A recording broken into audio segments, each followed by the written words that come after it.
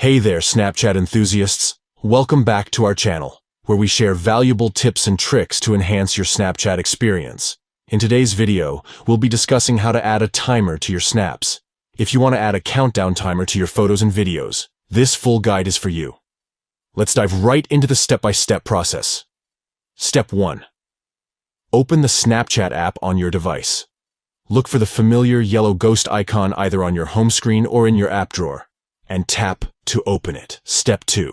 Once you're inside the Snapchat app, you'll be in the camera section. Look for the plus icon located at the bottom center of the screen. Tap on it to access additional camera features. Step 3. After tapping on the plus icon, a menu of options will appear. Look for the timer option and tap on it to enable it. To adjust the timer duration, tap on the same icon again from the top right side.